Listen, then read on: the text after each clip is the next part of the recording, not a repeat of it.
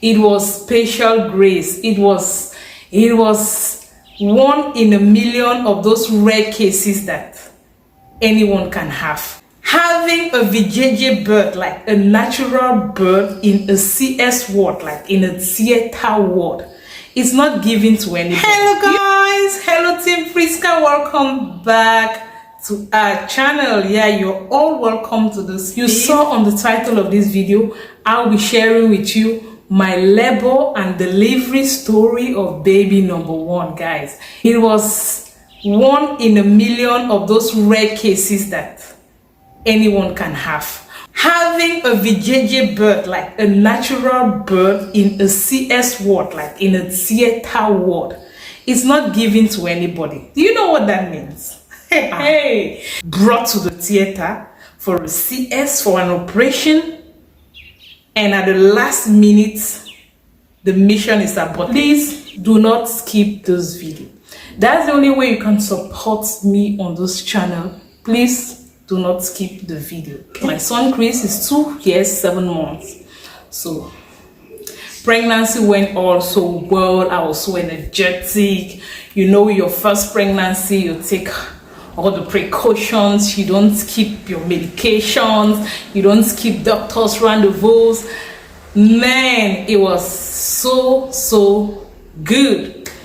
Until 2 weeks before I could put to birth, like 2 weeks before the due date, my gynae, he said, you know, the road of the baby is really limited. It's small, so the chances for you to end up giving birth via operation or CS is very high.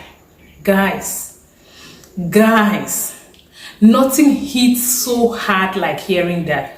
As a young girl, the only thing that I just kept thinking was that knife, going through that knife on my stomach. I kept thinking of having that big inflated stomach after delivery. Will I still manage to keep shape and look sexy as I've always dreamed? It hit me so hard and I was like, oh my God. So I asked him, Doc, what are the probabilities? Sorry. So he just told me, let me know the chances are high, but I should trust God because man proposes and God disposes. So he just told me to pray hard and go. That's what the gynae told me. Fast forward to the due date, that was October 4th. Like that's the day my baby came. At 3 a.m., my contractions started. It was 7 days before the due date that the doctor, the gynae gave me. Okay, so I just left the room. I went to the living room and I just shut the door and I was just doing my movements there, you know, just going up and down. As soon as it got to 6 a.m., I went and got myself an enema. Do you know what enema is? I go pump myself. Yeah, I pump. At about 7, I called my mom. I told her it has started. I called my hairdresser here. She's so close to me, like she's a sister-in-law, like the only sister-in-law I don't have. So I called them, they came, and my mom just said, when this thing comes, people are not supposed to know you're going to the hospital. So just go ahead, okay? Walk to the road, I will follow. That's how I was just walking JJ. There was no car to take me. I just walked JJ and went by the road. Then my mom followed some few minutes later without any hospital bag involved. Nothing. You know, when you have a car, it's easy for you to just pack everything inside and you're going. Nobody will notice. We took a taxi and dropped at the hospital, the one where I was having my antenatal visit. And thank God, whom did I meet? I met a sweetheart, like a lady, a woman. I call her a mom and everything. So close to me, we are like family. And she's a midwife in this hospital. So she had worked all night and she had to go home that morning. So when she saw me, she was like, oh, Njume, because I studied the Bible with her, okay? I want this baby. No, I must deliver this baby before leaving this hospital. So she was ready to take care of me before ever going home. That's how we started. I was taken on the delivery bed. I laid there. The contractions were coming and going. And she was just so nice to me. All those bad, like, things people tell women delivering in Africa, I didn't get to hear that because she gave me special treatment. She just told me to take my phone and start counting the duration, the interval between each contraction. And I was just doing it. But behold, she could not deliver this baby she badly wanted to, because my road was just opening like, it was just so slow. The opening was just so slow. So she called the doctor.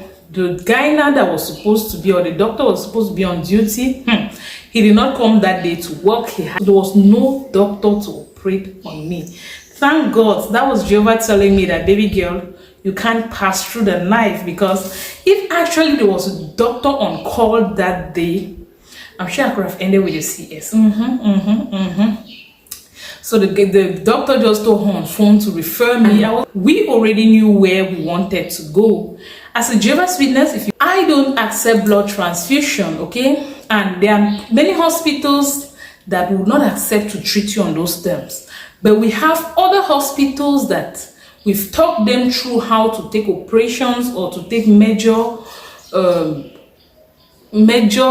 operations without blood transfusion. So they know how to go about it. So we were heading to one of these hospitals, which was really far away from where we were. So my boss came. He's the one that drove us. He took us to the place. He called the doctor. If you're on this channel, you know how close my boss and I are. We're like fathers. I don't just want to say my father, then you start thinking my biological, okay? So they called, and the doctor in that other clinic said that he was in church, but that we should start driving. Since we're living very far, by the time we get there, he must have been finished from church. That's how we drove, guys. The thing sweet me, sha. The way they take drive, they think, wee-woo. So they were just driving. My boss was driving. My husband took his bike. He carried my elder brother on the bike, and they were leading, like, you know, when these presidential guards are driving and preparing the way, like clearing the way for the president, for the minister to pass. That's how they were just clearing the way for us. They got to one place where there was traffic, and there was a policeman under control that was controlling the circulation that day. My husband and the brother, they just smiled. They just left. They went and met that policeman saying, do you see that Land Cruiser car there? There is an emergency. That's how the policeman also, he just stopped all cars. Like, I felt like I was going to birth the Christ. Like, Chris is Christ, right?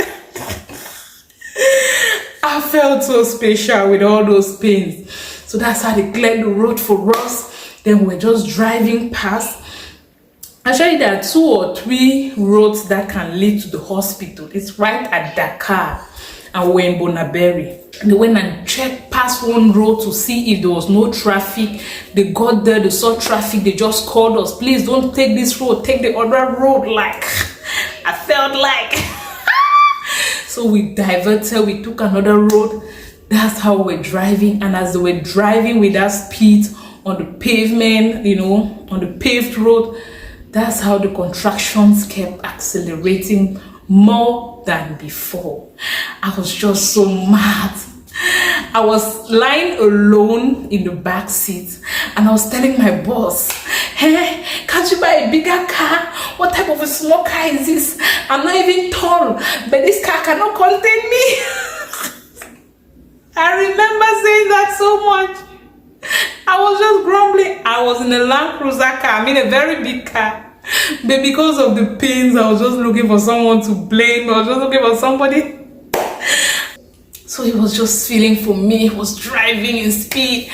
We drove, we got to the hospital. Behold, the doctor was not there. By the time we got to the hospital, I don't know, all those contractions, that movement in the car, I was so exhausted. When we got to the hospital, I could not even move anymore. Like, I was weak. I tapped my husband. I told my husband, I said, I can't make it. Even if the baby is coming now, I can't push. My husband was broke. He knows the type of strong lady he has as a wife. He said, are you the one saying this? I said, yes, I am strengthless. And behold, since morning, it was about 6 p.m. we got to this other hospital. I ate just a small piece of bread with tea. That's what I had taken all day, like all morning. My labor lasted actually for 18 hours, like 18 hours of labor. So when I went to this other clinic, they took me, they went and checked. The road had just, we left the other hospital when I was at 5 centimeters and they need 10 centimeters. I was at 6 at that hospital, 6 centimeters. So there was just no hope. We kept calling the doctor. He was no longer picking his calls. And then when we checked at the hospital, they said, the doctor has an assistant. He has a guy he has been training. The guy has close work for the day and he's gone. They called that guy. The guy said he's at Peka 14. If you know where Peka 14 is, it's quite far.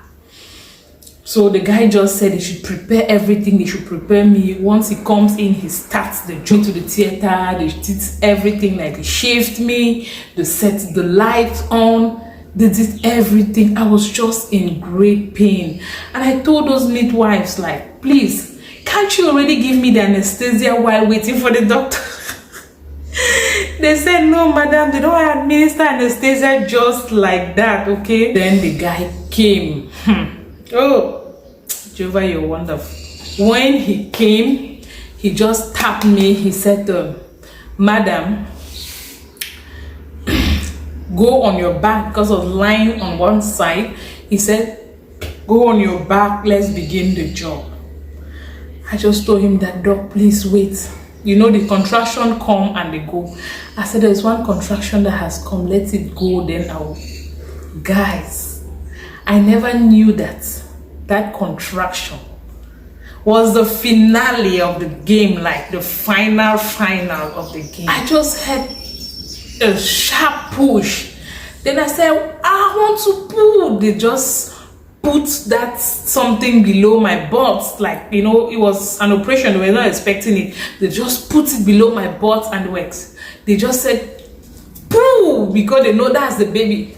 As they just said, pull, then the doctor turned me and realized that he saw the head of the baby was already there, and he was like, madam, your baby is coming. They put me in the right position. Open your leg. I was like, they said, open. I was like, they said, madam, open your leg. I just saw those midwives came and spread my legs, and I felt the way they opened the legs to bring out that baby. Gosh, madam, push. Remember, I had lost all my strength. I told you people I could not push, and I actually could not push. When they tapped me, I just inhaled, like I took a deep breath in order to be able to push. As I took that deep breath in, guys, the baby went back up. Hey, Dr. Hala. It's me. They've been waiting for this baby along, and all you could do is to take back this baby in. Don't you want to have your baby? Gosh. When the midwife saw that baby's head already, they went out and told my family that they would do everything for me to deliver naturally. You see those people? Gathered that momentum. I then exhaled like with a big push, and poof, the baby just came out. I needed just one push. Just one push, and that baby came out. The struggle to remove him. You know, pushing with that great force is not the best way to do it, but I never knew, and all of that. That's why the baby told me, okay, I had some stitches later on. The ones they remove that baby and they put on your chest, like, it's like the pain just temporarily goes away. And I look at how cute. Gosh, he was just so cute. Like, They just put on your chest 1 minute before you even want to look at the face. They are taking it off. That was it, guys. When the doctor was busy giving me the stitches, the guy was just sewing. The way the guy stayed to sew, it's like he was sewing from my anus right up to the. In fact, it was like I was closing my anus and my VJJ. I told the doctor, did I tell you I don't want to give birth anymore? I don't want to do. You're locking everything up. The doctor started laughing. That he's not locking everything. I said, the way you're sewing is like I want to close my road. Though. You want to close. They came and brainwashed my family, my friends that were there, and they were like, we are the ones that made your sister to give birth, your daughter to give birth naturally, and give us something. My family was busy tipping them left and right. It's only when I recovered the next day I was like, no, they are not the one. God did his job, you know. How many hours did your contractions last? Give this video a thumbs up if you like this video. Until we meet again, I'll sign out here. Take care. Love you.